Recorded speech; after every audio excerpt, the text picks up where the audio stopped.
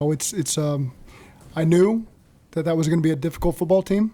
I saw what they did last week on offense. They scored on every possession last week. They scored on every possession this week. And so I knew that was a dangerous team, and they were ready for us, and they made more plays than we did today. You got to give them a ton of credit. They dictated the flow of the game, and we couldn't do enough to create a turnover, make a play for ourselves, and go win the game. Zach, were you surprised or disappointed in how the defense played? It's a good offense. We got to get stops, and we never really put them in a third and long situation until that last one. That was really the first time that we put them behind the chains.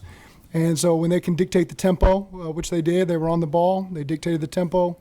They kept themselves in really manageable situations. I thought the quarterback played great, 2 incompletions, made a lot of plays with his feet. So it was a difficult challenge, and obviously it wasn't enough from us today. Oftentimes, Zach, you guys make adjustments, especially after halftime. What adjustments could you not make today? It's a tough start to start the half. We felt good coming out of half. We give up a big kickoff return, put them right down there, and then again, there was just kind of one play in each drive that we just needed to make that stop. There was one situation where we had them behind the sticks, and there was some tackling in the perimeter. Certainly, that's got to improve.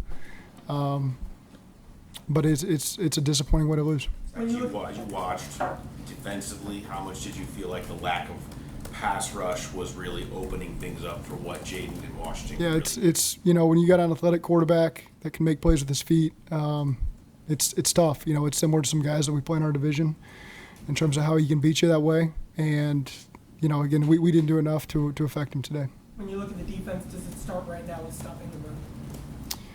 I think there were some tackles on the perimeter. I think we had a chance to get the ball carrier down on some quick screens, some perimeter bubbles and things like that.